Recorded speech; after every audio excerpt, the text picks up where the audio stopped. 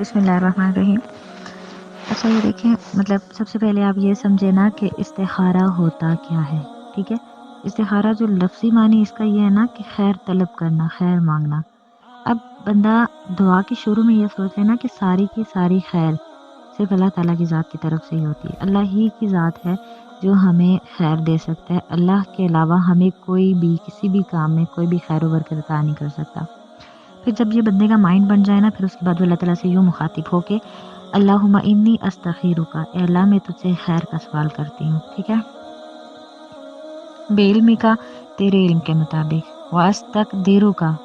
بقدرتی کا، اور تیری قدرت کے مطابق، واسألک من فضلک العظیم، اور تیرا فضل، وہ تیرا عظیم فضل مانگتی ہوں۔ تو دیکھیں کتنے جامع لفظ ہیں کہ ہم اللہ تعالیٰ سے کہتے ہیں کہ اللہ ہی کا علم ہے، اللہ ہی نے تقدیریں لکھی ہوئی ہیں اور اللہ ہی نے ہمیں عطا بھی کرنا ہے، تو اللہ تعالیٰ ہمیں کیا عطا فرمائے؟ فضل عظیم عطا فرمائے۔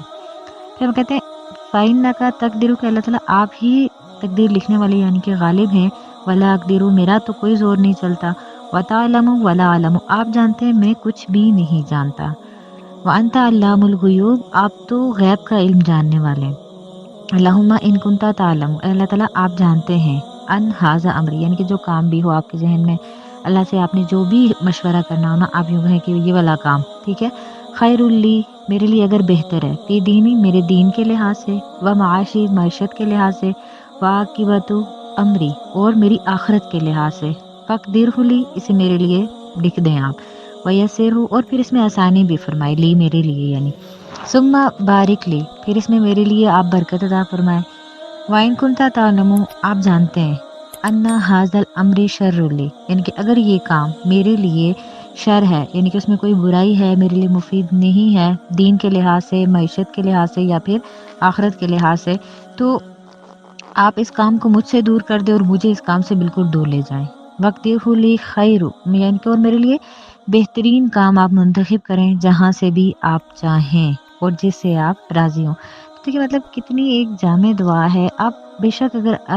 کوشش کریں آپ اس کو عربی میں یاد کر لیں، کیونکہ عربی میں ایک اپنا ایک اسلوب ہے نا، ایک مٹھاس ہے، تو انسان زیادہ قریب محسوس کر رہا ہوتا ہے اللہ کے۔ نہیں بھی آتے نا، آپ بس اللہ تعالیٰ سے اردو میں یہ دعا مانگ لیں، اور دعا مانگنے کے لیے نا اسپیسیفک یہ نہیں ہوتا کہ آپ پراپرلی وضو کریں، پراپرلی نماز پڑھیں، اس کے بعد ہی دعا کریں گے، آپ عام کنڈیشن میں نہیں کر سکتے، نہیں، دعا کی ایک کیفیت ہوتی ہے۔ کیفیت یہ ہوتی ہے نا کہ جب ہمارا دل یا تو بہت زیادہ خوش ہوتا ہے یا پھر بہت شدید قسم کا دکھتا ہے، یہ دو کیفیات ہوتی ہیں۔ تو اس طرح کی جب بھی کوئی سچویشن گزرتی ہے نا آپ پہ، تو آپ فوراً سے جو ہے نا اسی ٹائم دل میں ہی، اللہ تعالیٰ تو عالم الغیوب ہے نا، وہ جانتا ہے ہمارے دم بس جو سوچتے ہیں نا وہ بھی جانتا ہے، ہم جو سوچنے والے ہوتے ہیں اللہ تعالیٰ وہ بھی جانتے ہیں۔ تو آپ بس فوراً سے سوچ لیں کہ اللہ تعالیٰ یہ والا کام، وہ جو کام اسپیسیفک کام ہے میرے لیے اگر بہتر ہے تو آپ اسے کر لیں، اگر میرے لیے کوئی سی بھی اس میں ذرا سا بھی شر ہے نا تو آپ مجھے اس سے دور لے کے جائیں اور بس مجھے اپنی رضا کے مطابق عطا کریں۔ پھر دیکھیے گا کہ اللہ تعالیٰ کیسے راستے کھولتا ہے۔